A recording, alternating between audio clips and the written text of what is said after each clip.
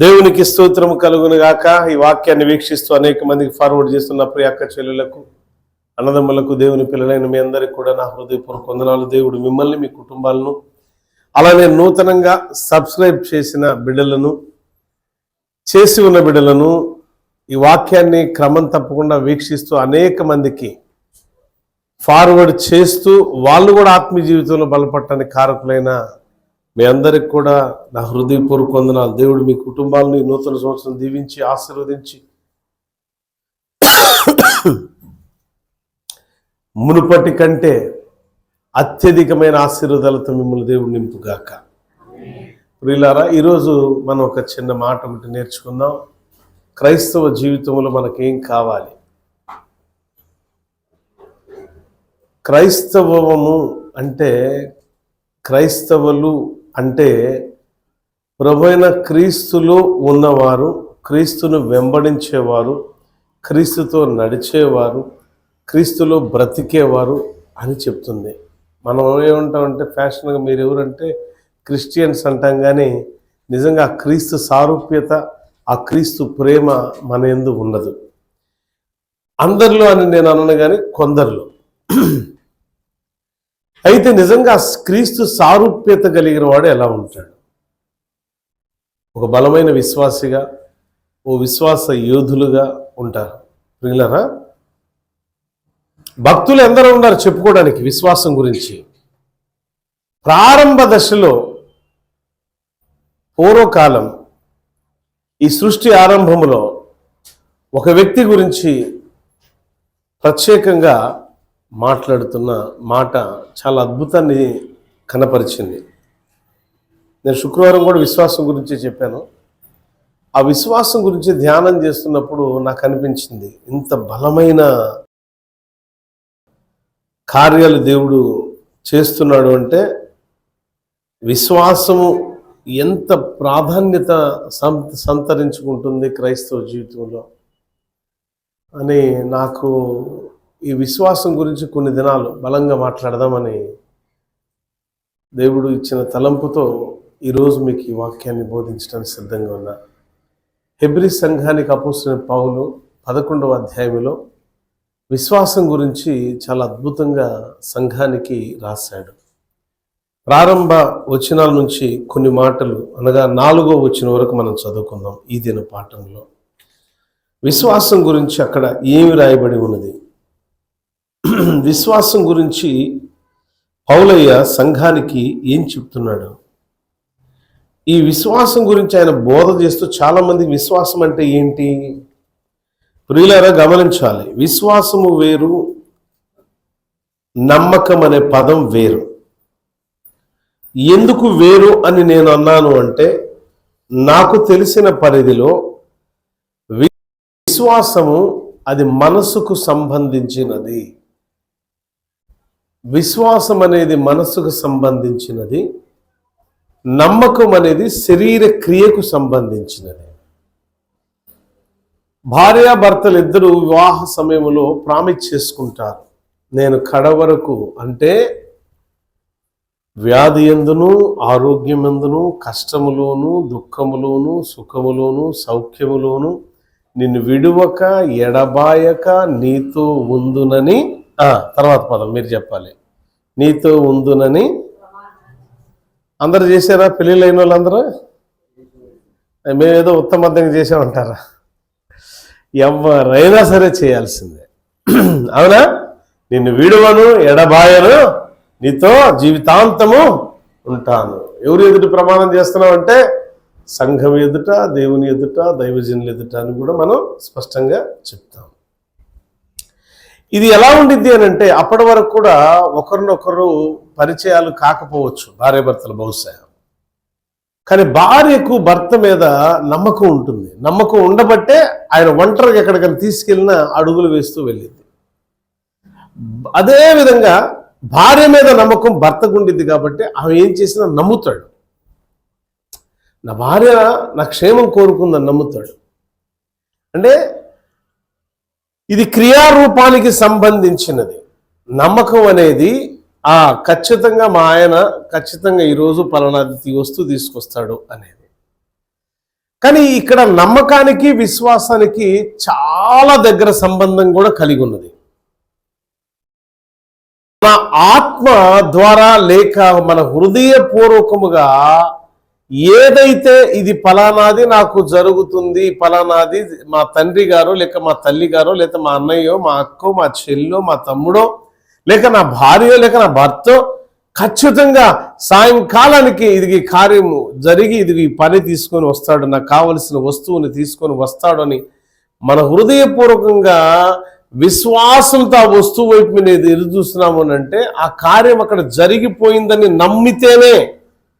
చూసారా, నమ్మకానికి విశ్వాసానికి ఉన్న వ్యత్యాసం ఏంటంటే అక్కడ క్రియ జరుగుతుందని మనం నమ్మటమే మన హృదయపూర్వకంలో విశ్వసించినదే ఆ యొక్క బలమైన నమ్మకం. అందుకే నమ్మకానికి చాలా మంది ఏమంటారంటే నమ్మకం ఒకటి విశ్వాసం ఒకటి అనేది ఉండదు. క్రియారూపంలో అది జరుగుతుంది జరిగింది అని నమ్మి ఉండటమే విశ్వాసం యొక్క సాదృశ్యకమైనటువంటి రూపం. అంటే విశ్వాసము మనం విశ్వసించినది అంతకుముందు మనం చూడలేనిది చూశాము అని నమ్మటమే విశ్వాసం. అందుకే ఈయన అంటాడు, హెబ్రీ సంఘానికి అర్థమయ్యే పరిభాషలో రాస్తూ, విశ్వాసం అనేది నిరీక్షించబడు వాటి యొక్క నిజ స్వరూపమును అదృశ్యమైనవి ఉన్నవి అనడానికి రుజువునై ఉన్నాయి. ఇక్కడేమంటున్నాడు, కనిపించనివి ఏవైతే ఉన్నాయో అవి ఉన్నాయి అని నమ్మటమే విశ్వాసము అని చెప్తున్నాడు. అంటే ఈ నమ్మకం క్రియారూపంలో అంటే చేతి పనుల ద్వారా మన శరీరం ద్వారా చేసే పనులు దూరంగా ఉండి మనం చూడకపోయినా అది చూసినట్టు నమ్మటమే ఒక విశ్వాసం. అంటే నమ్మకంగా చేస్తాడు ఈ పని అని మనం నమ్మకంగా అప్పగించి పంపిస్తాం, దూరం ఉండి ఆ పని చేశాడు అని నమ్ముతాం హృదయపూర్వకంలో, అదే విశ్వాసం. అంటే మనం చూడనిది చూసినట్టు నమ్మటమే విశ్వాసం. అర్థమైందా మీకు? దానికోసం నేను తిప్పలు పడ్డాను. అర్థమైందా? అర్థమైన దేవుని స్తుతించండి. అంటే ఇక్కడ ఈ విశ్వాసం గురించి అనేక ప్రసంగాలు ఉన్నాయి బైబిల్లో. బైబిల్ ప్రారంభం నుండి ముగింపు వరకు కూడా విశ్వాసం మీద ఆధారపడి ఉంటుంది. అయితే ఒక వ్యక్తి గురించి ఈరోజు మనం నేర్చుకోవాల్సిన పాఠం ఏంటంటే, ఈ యొక్క అధ్యాయంలో హెబ్రీలకు రాసిన పత్రిక 11వ అధ్యాయం 4వ వచనంలోకి వచ్చేసరికి విశ్వాసం గురించి ఒక వ్యక్తి గురించి మాట్లాడతాడు పౌలయ్య సంఘానికి. ఏమని మాట్లాడతాడో ఒకసారి మనం చూద్దాం. అది విశ్వాసమును బట్టి హేబేలు కయీను కంటే, ఏమండి ఎవరికంటే అంట? కయీను కంటే, అజయ్ కంటే, సుబ్బు శ్రేష్టమైన బలి దేవునికి. అజయ్ కుళ్ళు కూడా. అప్పుడు ఆ మాట పాస్టర్ గారు అంటే ఎవరైనా సరే నిజాలు మనం మాట్లాడుకుందాం. అరే ఈమె కంటే ఈమె బాగా చేసిందంటే నేను చేయలేదనా? పొద్దుడు నుంచి ఇంత చాకిరి చేత నన్నొక్కడనే వెలివేసినట్టు పాస్టర్ గారు మాట్లాడాడు. ఇది ధర్మమా న్యాయమా అని ఒక సభ పెడతాం. మనం పెడతాం లేదా డేవిడ్ అన్నా? ఏంది ఈ మధ్యకాలం నువ్వు మౌనం అయిపోయావు? మరి దాని గురించి కూడా సభ పెట్టుకోండి మీరు కదా. మనం ఏంటి అంటే మనకంటే ఎక్కువ ఎవరినంటే మనం అస్సలు తట్టుకోలేం. గౌరవం ఎంతనా? ఎట్టి పరిస్థితుల్లో మనం ఒప్పుకోం. కానీ ఒకరికంటే మనల్ని తక్కువ చేసి మాట్లాడితే అసలు చచ్చినా సరే ఆ సంఘంలో అడుగు పెడితే ఇప్పుడు అంటారు. మార్చుకునే ప్రసక్తిలే. మార్పునందో మీరు కూడా మీకంటే అధికంగా వాళ్ళు బాగా పాడారంటే చచ్చిందే గొర్రె. అస్సలు క్షమించం పాస్టర్ గారిని. ఎందుకు? నాకంటే ఏమాత్రం పాడగలిగింది ఈరోజు ఒక పాట వచ్చి పాడేసరికి చూసావు ఎంత నన్ను ఇన్ని సంవత్సరాల నుంచి పాడుతున్నా, గొంతు పోయేటట్టు అరుతున్నా. ఒక్కరోజన్నా నా పాట బాగుందని అన్నారు? ఈ పూట ఆ వచ్చింది పాడింది పోయింది. ఆమె గొప్ప నేను గొప్ప ఎన్ని సంవత్సరాలు ఉండదు. ఎన్ని బాధలు ఉంటే పాపం మీకు అట్ట పొగడకపోతే. కానీ ఇక్కడ దేవుడు ఒక వ్యక్తిని పొగుడుతున్నాడు పౌలు ద్వారా. దాన్ని మీరు అంగీకరించకపోయినా ఇది వాస్తవం. ఏమని చెప్తున్నాడు ఇక్కడ అంటే, విశ్వాసమును బట్టి హేబేలు అనబడిన ఒక వ్యక్తి కయ్యూను కంటే శ్రేష్టమైన బలి దేవునికి అర్పించెను. ప్రియులారా, మనం ఒకసారి జ్ఞాపకం తీసుకోవాలి. దేవునికి అర్పించే బలి ఏదైనా సరే, దేవునికి ఇచ్చేది ఏదైనా సరే, అది శ్రేష్టమైనది ఉండాలి, కానీ పనికి మాలినది ఎప్పుడు కూడా ఉండకూడదు. దేవునికి మనం ఒక పని మనం చేయాలి అనుకున్న ఒక అర్పణ మనం కలిగి ఉన్నామంటే ఆ అర్పణ ఎలా ఉండాలంటే దేవుడు మెచ్చే రీతిలో ఉండాలి. ఈ మాటను బట్టి కొంతమంది వేదాంత పండితులు మాట్లాడుతున్నారు ఒక 4 మాటలు. వాటిలో ఏంటంటే విశ్వాసం అనేది ముందు చూపు కలిగి ఉంటుందట. ఈ అధ్యాయంలో 4వ వచనంలో రాయబడిన మాట విశ్వాసమును బట్టి, మళ్ళీ నేను చదివి నేను ముందుకెళ్తాను. హేబేలు కయీను కంటే శ్రేష్టమైన బలి దేవునికి అర్పించెను. దేవుడు అతని అర్పణ గురించి సాక్ష్యం ఇచ్చినప్పుడు అతడు ఆ విశ్వాసమును బట్టి నీతిమంతుడు సాక్ష్యం పొందెను, అతడు మృతి పొందినను ఆ విశ్వాసము ద్వారా మాట్లాడుచున్నాడు. దేవుని స్తోత్రం, హల్లెలూయా. అతడు మృతి పొందినను. ఈ మాట బాగుంది. ఎవరమ్మా మృతి పొందింది? హేబేలు. చనిపోయినను ఆ విశ్వాసము ద్వారా ఆయన మళ్ళీ మాట్లాడుతున్నాడట. దేవునికి స్తోత్రం, హల్లెలూయా.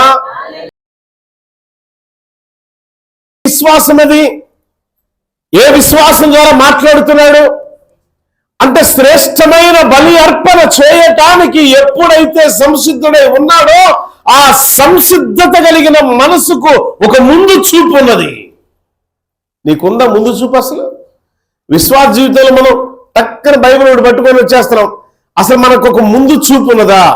విశ్వాసంలో హేబేలుకున్న ముందు చూపు ఏంటంటే తన ప్రాణము పోయిన, ప్రాణము అర్పించిన తిరిగి అదే విశ్వాసం నిలబడి మాట్లాడుతుంది. దేవుని స్తోత్రం. ఎంతమందికి అర్థమైంది మాట? అంటే విశ్వాసము మనం మరణించినా సరే మన విశ్వాసం మాట్లాడిద్దండి. మన విశ్వాసం ఏంటంటే మరణము పొందినా సరే మాట్లాడతాం మనం. హేబేలు మాట్లాడలేదా? ఏమండి, హేబేలు మాట్లాడితే దేవుడు వినలేదా? మరణించిన తర్వాత హేబేలు మాట్లాడుతున్నాడు. తెలుసా మీకు? ఎరా ఒక్క మగాడు మరణించిన తర్వాత ఎవరు మాట్లాడతారా? జయమ్మ గారు. బట్ మరణించిన ఆయన విశ్వాసం ప్రభుతో మాట్లాడుతుంది. దేవుని స్తోత్రం, హల్లెలూయా. చూద్దాం, అది కూడా ఆదికాండములో ఏమి రాయబడిందో ఒకసారి చూద్దాం. 4వ అధ్యాయంలో మరలా ఆ తదుపరి ఇక్కడికి వద్దాము. అప్పటి వరకు ఆదికాండం 4వ అధ్యాయం దగ్గరికి వెళ్దాం. అక్కడ ఏం జరిగిందో ఏంటో దాని కథ ఏంటో చూద్దాం ఒకసారి. హేబేలు నిజంగా ఎంత గొప్ప సమర్పణ కలిగిన వాడు. హేబేలు నిజంగా ఎంత గొప్ప త్యాగశీలి. అంటే విశ్వాస జీవితానికి ప్రతి విశ్వాసకి ఒక ముందు చూపు ఉండాలి. విశ్వాసకి ముందు చూపు ఉండాలండి. మన విశ్వాసం నిజంగా యేసుక్రీస్తునందు విశ్వాసం ఉంచామంటే మనము ముందు చూపు కలిగిన వ్యక్తులుగా ఉండాలి. మనం మరణించిన పరలోకములో మనకు యుగాలు స్థానం ఉందని ముందు చూపు మనకు ఉండాలా. మనకు ఒక ముందు చూపు ఉండేది బిడ్డల గురించి.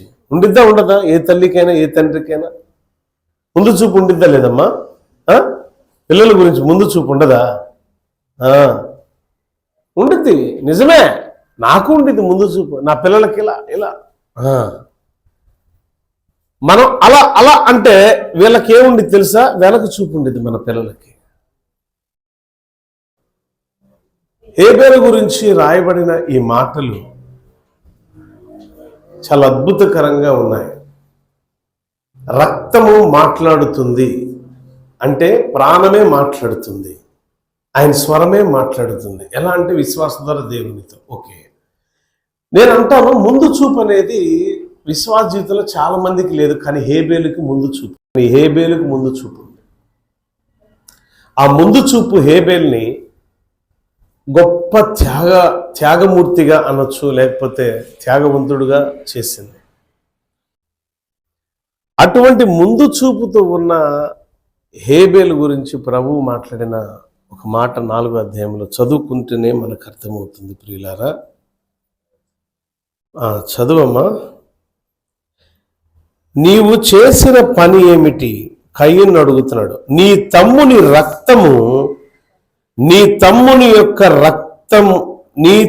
రక్తం యొక్క స్వరం నేలలో నుండి నాకు మొరపెట్టుచున్నది. దేవునికి స్తోత్రం, హల్లెలూయా. అప్పుడు తన తమ్ముణ్ణి కయ్యను చంపేశాడు. ఇక్కడ కారణం ఏంటంటే, మనం చూస్తే ఈ 4వ అధ్యాయం ఇంటికి వెళ్ళిన తర్వాత మీరు 15వ వచనం వరకు చదువుకోండి. 3 నుంచి 15 వరకు. తన గొర్రెల మందలో, తన మేకల మందలో శ్రేష్టమైనవి, తొలిచూలు పిల్లలు, ప్రథమమైనది దేవునికి అర్పించిన వాటిల్లో కూడా క్రొవ్విన దాన్ని. ఆ మాట చదవండి, ఎంత బాగుండిద్దో. 4వ వచనం 4:4లో హేబేలు కూడా తన మందలో తొలిచూలున పుట్టిన వాటిలో క్రొవ్విన వాటిని తెచ్చి యెహోవాకు అర్పించిన. యెహోవా హేబేలును అతని అర్పణను లక్ష్య పెట్టెను.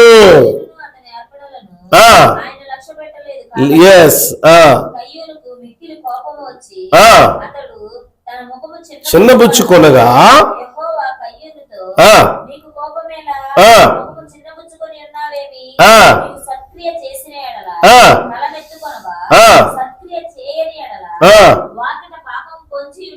ఏందంటే ఇక్కడ జ్ఞాపం తీసుకోండి, చాలా మంది జీవితాలు మార్పు చెందట్లా. మరి ఎంతకాలం మార్పు లేకుండా సత్క్రియ అనేది లేదు మీలో. అలగటాలు ఉన్నాయి, నిందలు వేయటాలు ఉన్నాయి, మొహం మారుచుకోవటాలు, మారు చెక్కల్లాగా మారుచుకోవటాలు ఉన్నాయి. ఆ క్రియ ఎప్పుడైతే మనలో లేకుండా పోతుందో మనం పాపమును మన వాకిట నిలబడి ఉన్నదనమాట. పాపం అనే వాకిటి దగ్గర మనం నిలబడి ఉన్నామని అర్థం. పాపంలో పాలిభాగస్తులుగా నిలబడి ఉన్నామంటాం. అంటే ఏంటంటే, ఒకడు మంచి క్రియలు చేస్తున్నప్పుడు, ఆ క్రియలను మెచ్చుకుంటున్నప్పుడు దేవుడు సేవకుడి ద్వారా లేదా తోటి విశ్వాసుల ద్వారా మెచ్చుకుంటున్నప్పుడు మనం తట్టుకోలేక మొహం మాడింది అంటే మనం పాపం చేస్తున్న వ్యక్తులమే. బైబిల్ చెప్తుందా, సాదేవ్ పాస్టర్ గారు చెప్పాడు? ఇది వాక్యమే చెప్పిందా? ఎంతమంది మీలో మొఖాలు మాడుతారో, మాడి చెక్కలేలే ఎవరు నన్ను పొగిడితే. అబ్బా ఈరోజు జేఎం గారు భలే పాడింది అనగానే ఏమన్నమ్మకి జనరల్గా అట్లా నిజమేనమ్మా, అది మానవ నైజం. కానీ మనుషు తత్వం ఉంటుంది. కానీ విశ్వాస జీవితంలో ఉన్న మనము ఆ మార్పు కలిగి ముందు చూపు వైపు ఉండాలి. మన చూపు ఎట్టుండాలట? ముందు చూపు వైపు ఉండాలి. నీ చూపు వెనక వైపు కాదు ఉండాల్సింది. వెనక వైపు చూపుతో ఒక్కసారి అలా తిరగగానే ఒక ఉప్పు స్తంభం అయింది బైబిల్లో. ఎవరానే? లోతు భార్య. అరే మీ చూపు ముందుండాలి అంటే వెనక్కి తిరిగి చూస్తే ఏమైంది? ఒకసారి తిరిగి చూద్దా, తిరిగింది. అలా ఉప్పు స్తంభం అయిపోయింది. పురిగినారా, నువ్వు వెనక్కే చూడొద్దంటే నువ్వు ముందు పరిగెత్తేవాడు ముందు చూపు పరిగెత్తాలా, వెనక్కి తిరిగి పరిగెత్తాలా? నేను డ్రైవింగ్ చేసేటప్పుడు చాలా మందిని గమనిస్తూ ఉంటా. బైక్ మీద స్టైల్గా చిన్నగా రోడ్డు మధ్యలో మళ్ళీ ఇట్ట చూస్తా వెళ్తా ఉంటారు, ఇటానే చూస్తూ పోతూ ఉంటారు. ఎవడో కూడా వచ్చి గుద్దుతాడు. ఏమైద్ది? అయ్యా మనం డ్రైవింగ్ చేస్తాం, అవునా సుబ్బు? మనం డ్రైవింగ్ చేసేటప్పుడు ఎవడన్నా నీ ముందు వెహికల్ బొమ్మన బైకో కారో ఆటోనో వచ్చేట వెనక్కి తిరిగి చూస్తున్నాడు అనుకో, ఇంతమంది మేధావులు ఉంటారు దీంట్లో. డేవిడ్ అన్న కొంతమంది ఏం చేస్తారు తెలుసా? నాకు మొన్న మా అన్నయ్య, నేను, మా తమ్ముడు ముగ్గురం కలిసి ఎక్కడికి విజయవాడ వెళ్తున్నాం. కాదు వెళ్తుంటే మంగళగిరిలోనే ఎక్కడో కూడా కాదు. ఇటు నుంచి ఒకడు వచ్చాడు, ఇటు నుంచి ఇద్దరు సెంటర్లు తాపారు, ఇటు చూస్తున్నారు దిక్కులు నడి రోడ్డు మీద. ఇదేంద్ర బాబు ఎట్టయిపోయారు వీళ్ళు అంటే వాళ్ళ మైండ్ ఎట్లా ఉంది తెలుసా? ఈరోజు సరైన కాన్సన్ట్రేషన్ లేదు. హార్న్ కొట్టిన తప్పుకోరు, యాక్సిడెంట్లు ఊరకనే అవ్వవు. ప్రమాదం అనేది మన ఇంటి వాకిట ఊరకనే పొంచి ఉండదు. నీ చూపు వేరొక వైపు ఉంటేనే ప్రమాదం నీకు వాటిల్లిద్ది. జ్ఞాపకం చేసుకో. యాక్సిడెంట్ అనేది ఊరకనే రాదు. నీ ఇష్టానుసారమైన డ్రైవింగ్ చేస్తూ దేనికో దానికి గుద్దుతావు, ఎవడికోడు గుద్దుతావు, యాక్సిడెంట్ అయింది, ప్రాణం పోతే నీ భార్య పరిస్థితి, నీ బిడ్డల పరిస్థితి ఏంటి? ఒక్కరోజు రోడ్డు మీద ప్రయాణం చేసే ఏ వ్యక్తి అయినా ఆలోచించాలి. లారీ కావచ్చు, ఆటో కావచ్చు, కారు కావచ్చు, బస్సు కావచ్చు, బైక్ కావచ్చు, ఏదైనా సరే మన చూపు ముందు వైపు ఉంటేనే మనకు క్షేమం, లేకపోతే క్షామం మన కుటుంబానికి. ప్రియులారా, ముందు చూపు కలిగిన హేబేలు తన ప్రాణమును కూడా అర్పించడానికి సిద్ధపడ్డాడు. తన ప్రాణం అర్పించే సిద్ధపడ్డాడు కాబట్టి విశ్వాసము ద్వారా ఆయన మృతి పొందినను మాట్లాడుతున్నాడు దేవునితో. అందుకే రక్తము అంటే అర్థం ఏంటంటే ప్రాణము అని అర్థం. ఆ ప్రాణం మాట్లాడుతున్న దేవునికి మొరపెడుతుంది. విశ్వాసం ద్వారా జరిగే కార్యం ఏంటి తెలుసా? మనం చనిపోయినా తిరిగి లేపబడతాం. ఇదే విశ్వాసం. ఇక్కడ హేబేలు విషయంలో మనకు కనబడుతుంది కదా, ఆయన చనిపోయాడు, మృతి పొందాడు, కానీ మాట్లాడుతున్నాడు. అదే కదా హెబ్రీయులు రాసిన పత్రిక 4:4 11:4 ఏముంది? ఒకసారి చదవండి. ఒకసారి హెబ్రీ 11:4 రాయబడిన మాట ఏమనుంది? 11:4 హెబ్రీ సంఘానికి పౌలు చక్కగా చెప్తున్నాడు. సంఘానికి, ఈరోజు వింటున్న సంఘానికి చెప్తున్నాడు, వీక్షిస్తున్న సంఘాలకు చెప్తున్నాడు, బిడ్డలకు చెప్తున్నాడు. విశ్వాసం అనేది నిరీక్షించు వాటికి నిజ స్వరూపము, అనగా అదృశ్యమైనవి, కనిపించనివి కనపడి ఉన్నాయి అని నమ్మటమే విశ్వాసం. ఓకే, దీని గురించి మాట్లాడుతూ హేబేలు గురించి ఒకసారి అన్నాడు, విశ్వాసమును బట్టి హేబేలు కయీను కంటే శ్రేష్టమైన బలి దేవునికి అర్పించాడు. మనం శ్రేష్టమైన బలి ఎప్పుడన్నా ఇచ్చామా? ఎన్ని మాటలు చెప్తాం మనం. కష్టం వస్తే, కన్నీళ్ళు వస్తే, ప్రాణపాయ స్థితిలో ఉంటే, దేవుడా నేను నీకు అది చేస్తా, ఇది చేస్తాను, ఎన్నిసార్లు మాటలు తప్పావు నువ్వు. అదొక సత్క్రియ అనుకున్నావా నువ్వు? నేను సంఘంలో బిడ్డలైన మీ అందరికీ చెప్తున్నా, ఎక్కడైనా సరే దేవునికి ఒక మాట ఇస్తే, సంఘములో మాటిస్తే అది నిలబెట్టుకునేటట్టయితేనే మాట ఇవ్వండి. లేకపోతే పాపము మన వాకిట పొంచి ఉన్నది. మాట తప్పేమంటే నీ దగ్గర పాపం ఉండట్టే. ప్రియులారా, మనం నేర్చుకోవాల్సింది విశ్వాస జీవితంలో ఇదే. మనం ముందు చూపు దేవుని వైపే తప్ప దెయ్యాల వైపు కాదు. పాతవన్నీ గతించిపోయిన వాటిని తలుచుకుంటూ వాటిని చేయటం కాదు మన పని. మనం ఒక సత్క్రియ చేయాలి. సత్క్రియ అంటే మంచి క్రియలు, అంటే మాట ఇచ్చిన తప్పని క్రియలు, దేవుడికి ఆమోదయోగ్యమైనటువంటి క్రియలు. ఇక్కడ హేబేలు యొక్క ప్రవర్తనలో, హేబేలు యొక్క అర్పణలో, హేబేలు యొక్క విశ్వాసంలో మనకు కనబడుతుంది ఏంటంటే ఆయన విశ్వాసానికి ఒక ముందు చూపు ఉన్నది. దేవుని వైపు చూస్తూ అడుగులు వేస్తే మనం మరణించినా తిరిగి లేపబడతామని ఒక ముందు చూపు హేబేలులో కనబడుతున్నది. హేబేలు ఒక మంచి త్యాగపూరితమైన వ్యక్తిగాను, ఆ విశ్వాసంతో కూడుకున్న త్యాగానికి గుర్తుగా దేవుడు నీతిమంతుడని ఒక ముద్ర వేశాడు. అంటే సత్క్రియలు, మన విశ్వాసంతో కూడుకున్న సత్క్రియ త్యాగపూరితమై ఉండాలి. ఎప్పుడన్నా అలా చేసామా? ఎన్ని మార్లు చెప్పినా, ఎన్ని మార్లు గద్దించినా లోబడిన వానికి హఠాత్తుగా ఎస్ రియల్లీ మనం ఎందుకు శ్రమలు వస్తాయి? ఊరికే రావు. వాక్యం వింటాము, ఈ చెవితో విని ఈ చెవితో వదిలిపెట్టేస్తాం. మనం చేయాల్సిన పని పర్ఫెక్ట్గా చేసి దేవుని శోధించాలా. ఎప్పుడైనా సరే దేవుని అడగాల. ఇవ్వవలసిన దేవునికి ఇవ్వం.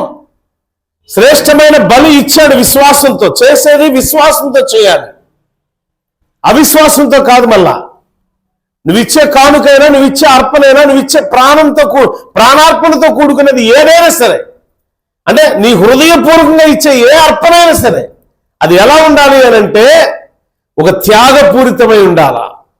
అది విశ్వాసంతో కూడినదై ఉండాలా, అవిశ్వాసంతో ఇవ్వకూడదు. కయీను హేబేలులో ఉన్న వ్యత్యాసం ఏంటంటే మందలన్నిటిలో కూడా క్రొవ్విన వాటిని సెలెక్ట్ చేశాడు. అది కూడా ప్రథమ సంతానం. అంటే మన ప్రథమ ఫలం ఎవరికి ఇవ్వాలి అమ్మా? మనమే అనుభవించాలి కదా. అట్లా అనుకుంటున్న వారులారా, మీ కుటుంబాల్లో మీ జీవితాల్లో ఎందుకు శ్రమ వచ్చిందంటే ఇదే. అది పాపంతో కూడుకున్నదే ఉంది. మనం అనుభవిస్తే అది పాపం, మనం అనుభవిస్తే అది శాపం. ఎప్పుడైతే నీ ప్రథమ ఫలాన్ని, నీ దశమ భాగమును నువ్వు ఇవ్వాల్సినది నువ్వు ఎప్పుడైతే దేవునికి హృదయపూర్వకంగా, అవిశ్వాసంతో ఎప్పుడు వద్దు, విశ్వాసంతో దేవునికి అర్పిస్తావో అప్పుడు శ్రేష్టమైన దీవెనలు పొందుకుంటావు. ఒకవేళ నువ్వు మరణించినా నీ ప్రాణం మరలా జీవాన్ని పొందుకుంటుంది. ఇది విశ్వాసం. విశ్వాసం విశ్వాసం అని చెప్పుకుంటూ విశ్వాస జీవితంలో ఇలాంటి పనులు మనం ఎప్పుడైనా చేసామా? ముందు చూపు అసలు ఉందా మనకి? ముందు చూపు ఏంటంటే, నేను భూమి మీద సజీవుడిగా ఉండగానే భూమి మీద నేను చనిపోయినా ఈయన ముందు చూపు. తిరిగి క్రీస్తునందు నా దేవుని యందు లేపబడతాననే విశ్వాసమే హేబెల్లో ఉన్నది. అది ముందు చూపు. పరలోకమునకు ప్రాపర్టీని సంపాదించుకుంటున్నా, అది ముందు చూపు. నా దేవునితోనే గొప్ప సాక్ష్యాన్ని పొందుకుంటా, అది ముందు చూపు. దేవుడే సాక్ష్యం, దెయ్యాలు కాదు ఇక్కడ సాక్ష్యం ఇచ్చింది, మనుషులు కాదు సాక్ష్యం ఇచ్చింది. దేవుడు సాక్ష్యం ఇచ్చాడు. ఎవరికి? హేబేలుకి. చూడండి, ఆ వచనం 11వ అధ్యాయంలో 4వ వచనంలో ఉంది. దేవుడే హేబేలు పక్షాన సాక్ష్యం ఇచ్చాడు. ఆయనకు ముందు చూపు ఉంది. దేవుని ద్వారా మంచి సాక్ష్యాన్ని పొందుకున్నాడు, మంచి అర్పణ ఉన్నది. విశ్వాసానికి నీతిమంతుడైన బోర్డు తగిలించుకున్నాడు ఆయన దేవుని ద్వారా. చూడండి, హేబేలు కయ్యూను కంటే శ్రేష్టమైన బలి ఇవ్వాలి. నీ హృదయమును శ్రేష్టమైన బలిదానంగా దేవునికి ఇచ్చి చూడు. పాపం ఎంత మాత్రం నీ హృదయంలో ప్రవేశము, పాపములకు చోటు లేకుండా పోతుంది.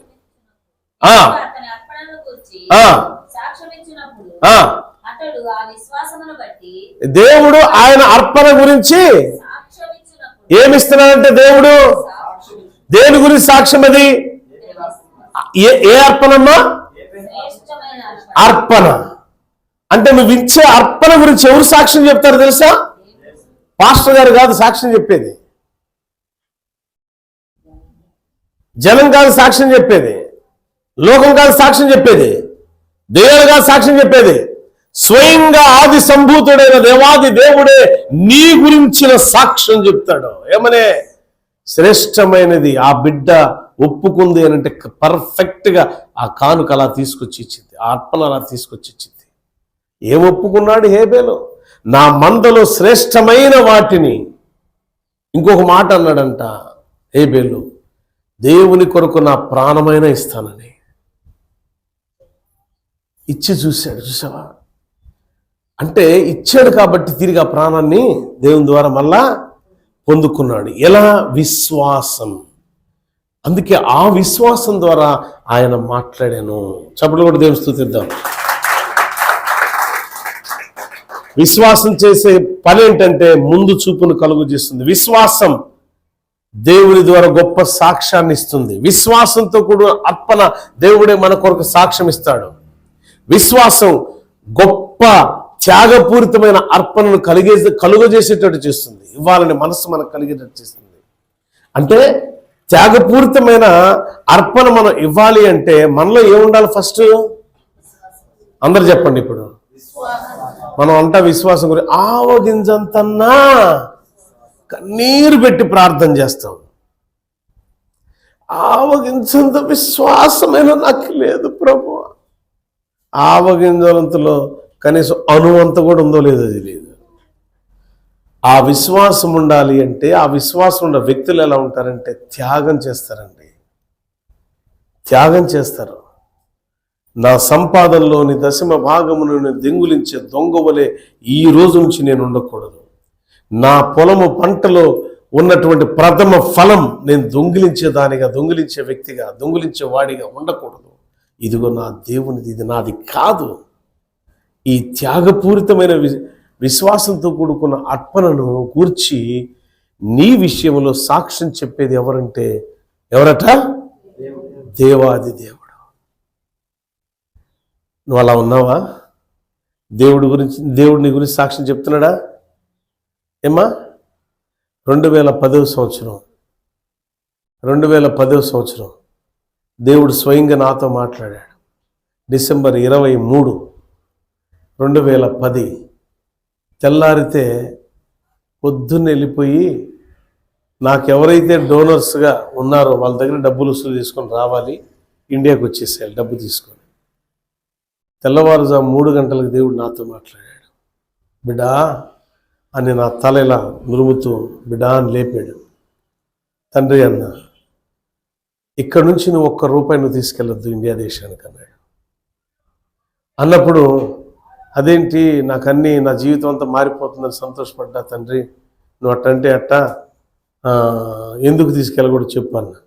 తీసుకెళ్ళొద్దు అని గట్టిగా గద్దించినప్పుడు తుల్లిపడి లేచా. వెంటనే మోకాల నుంచి ఆ గదిలో నేను ఒక్కడే ఉన్నా, హోటల్లో. దేశం కాని దేశంలో మోకరించి ప్రార్థన చేసి, ప్రభా నా జేబులో ఉన్న 3 ₹10 నోట్లు ఇండియా కరెన్సీ, నా జీవితాన్ని మార్చేవని సంతోషంతో సంబరంతో నా భార్య కూడా చెప్పుకున్నాను, మన జీవితాలు మారిపోతున్నాయని.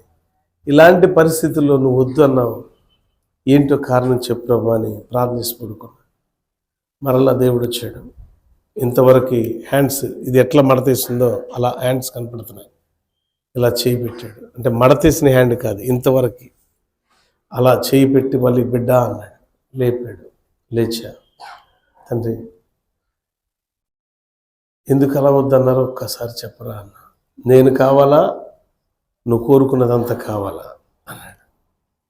నాకు నువ్వే కావాలి, కానీ ఎందుకు వద్దన్నావు అదొక్కటి చెప్పు చాలు నాకు అన్నా. అప్పుడు అన్నాడు దేవుడు, నేను కావాలని కోరుకున్నావు కాబట్టి నేను నిన్ను దీవిస్తా. అది వద్దనుకున్నావు కాబట్టి, నన్ను కోరుకున్నావు కాబట్టి, అది ఎందుకు వద్దని నేను చెప్పానో ఇప్పుడు చెప్తున్నాను. అది నువ్వు కోరుకున్నట్టే నేను నీకు దూరంగా వెళ్ళిపోయేవాడిని. అది కోరుకోక నన్ను కోరుకున్నావు కాబట్టి నిన్ను ఆశీర్వదిస్తా ఇండియా దేశంలో అన్నాడు. ఇట్లారా ఆ రోజు సరైన ఇల్లు లేదు నాకు, సరైన పరిస్థితులు లేవు నాకు, నా స్థితిగతులు ఏమీ లేవు.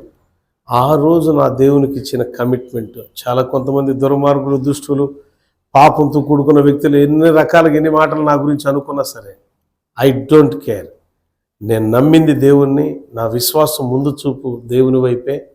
రకరకాల మాటలు కల్పించిన వాళ్ళు ఎంతోమంది ఉన్నారు. దేవుడు వాళ్ళకి జడ్జిమెంట్ ఇస్తాడు. కానీ నా కష్టం, నా కన్నీళ్ళు, నా బాధ, నా వేదన, నా విశ్వాసము ప్రత్యక్షంగా చూసిన దేవుడు నాకు దేవుడే సాక్షి. వెంటనే నాకు ఆమోద ముద్ర వేసి నన్ను దీవిస్తున్నాను అనే మాట గుర్తేంటి తెలుసా? ఆ 24వ తారీఖు ఇండియా వచ్చేసరికి నా పిల్లలకి కావలసిన డబ్బులు నాకు ఇచ్చాడు. కావలసిన విధంగా కానుకలు ఆఫరింగ్ ఇచ్చాడు నాకు ఇండియా దేశం రాగానే. ఎంత గొప్ప కార్యం ఇది! ఇంతకన్నా గొప్ప కార్యం ఏదైనా ఉంటుందా? 24,000 ఎంత ఇచ్చాడు ఆ రోజు నాకు. ₹30 ఇండియా దేశంలో వస్తే 24,000 ఇండియాలోనే దేవుడు నాకు ఇచ్చాడు. ఆ పండుగ అద్భుతంగా చేసుకున్నాను. ప్రియులారా, జ్ఞాపకం చేసుకోండి. దేవుడే కావాలి అనుకున్నవాడు దెయ్య పనులు చేయడు. దేవుడే కావాలని విశ్వాసంతో ముందు చూపున్నవాడు దొంగతనం చేయడు, అబద్ధాలు ఆడు, మోసకార్యాలు చేయరు.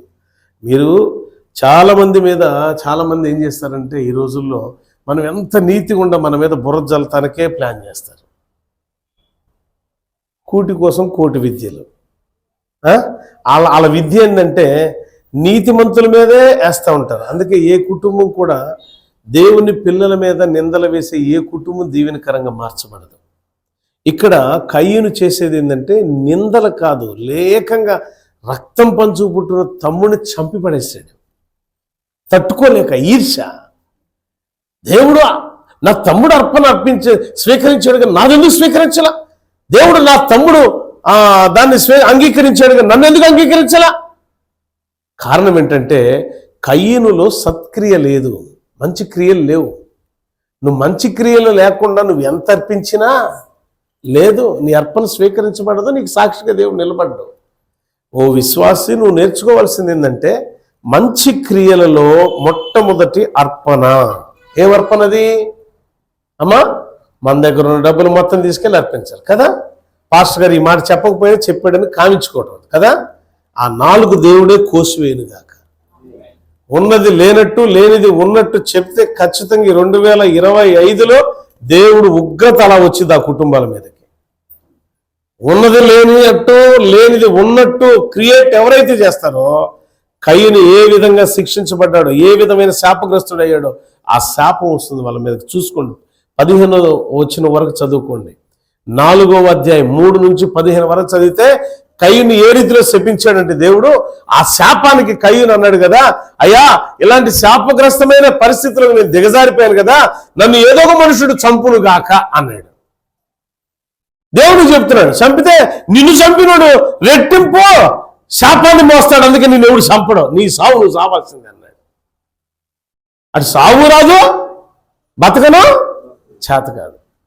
కారణం ఏంటి? సత్క్రియ లేక. నువ్వు విశ్వాసం అని చెప్పుకుంటూ సంకలో బైబిల్ పెట్టుకొని దేవుని ఆరాధనకు వచ్చి తెల్లని వస్త్రాలు బయటకు కనపడేటట్టు, లోపలంతా నల్లని ఆకారం, సత్క్రియ విశ్వాస జీవితము పాపంతో సమానమే. అందుకే దేవుడు నీ గురించి ఏం చెప్పాలా? నీకు నిజంగా విశ్వాసం ఉంటే నీకు ఒక ముందు చూపు ఉండిద్ది. నీకు నిజంగా విశ్వాసం ఉంటే సత్క్రియలు చేసే మనసు నీలో ఉండిద్ది. నీకు నిజంగా విశ్వాసం దేవుని పట్ల ఉంటే ఎలా ఉంటావు తెలుసా? త్యాగపూరితమైన మనసుతో ముందుకు అడుగులు వేస్తావు. నీకు నిజంగా విశ్వాసం ఉంటే నువ్వు అర్పించిన అర్పణ దేవుడు ఆమోదయోగ్యంగా అంగీకరించి ముద్ర వేస్తాడు. నీకు నిజంగా విశ్వాసం ఉంటే నీ విశ్వాసానికి దేవుడే సాక్షిగా నిలబడతాడు.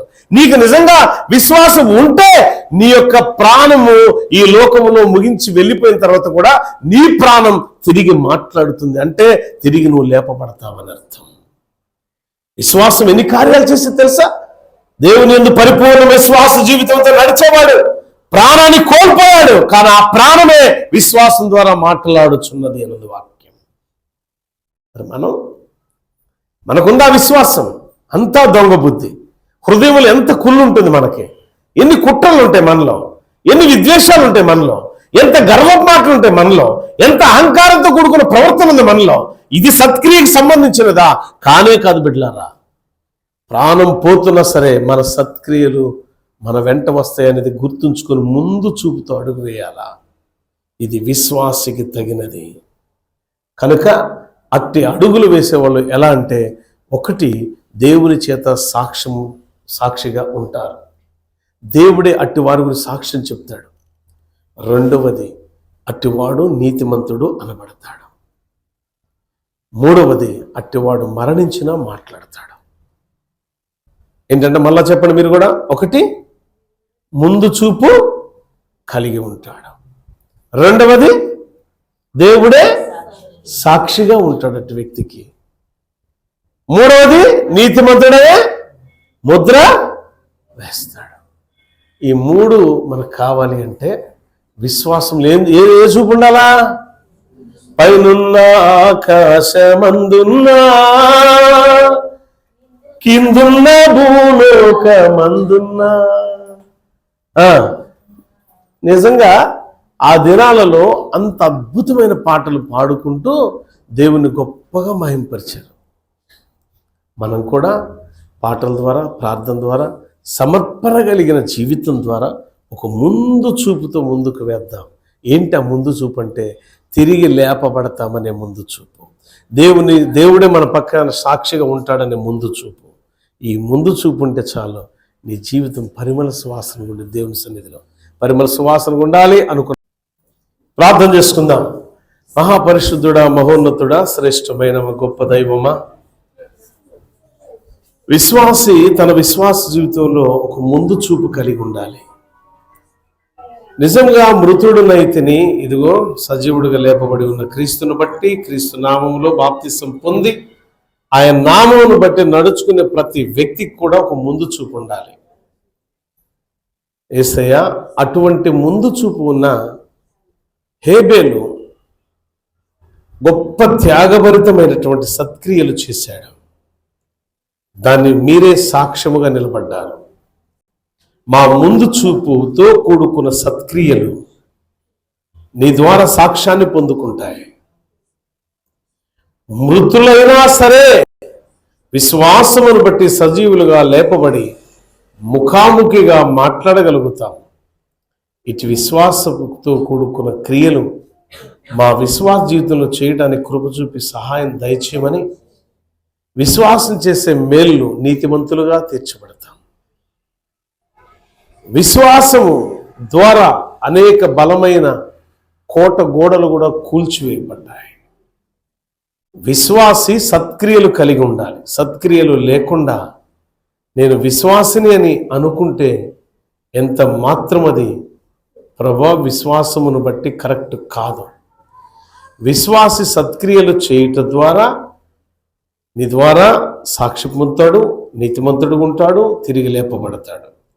విశ్వాసి సత్క్రియలు చేయనప్పుడు పాపము వారి వాకిట పొంచి ఉంటుంది. వారు అగాధములోనే జీవిస్తారు, అగాధములోనే నడిపించబడతారు. ఈ వాక్యాన్ని వీక్షించి విన్న ప్రతి బిడ్డను దీవించండి. వారిలో ఉన్న ప్రతి విధమైన బలహీనత నుంచి విడుదల దయచేసి నూతన పరచమని, సబ్స్క్రైబ్ చేయని వారు సబ్స్క్రైబ్ చేయలాగా సహాయం దయచేయమని, అనేకులను ప్రేరేపించాలి, అనేకులకి వాక్యాన్ని ఫార్వర్డ్ చేయాలి. అనేక మంది వాక్యం ముందు విశ్వాసం ఉంచి విశ్వాసం ద్వారా ఒక ముందు చూపు కలిగి వారు బ్రతుకులాగా సహాయం దయచేయమని యేసయ్య శ్రేష్ఠ నామమున అడుగుచున్నాను తండ్రి.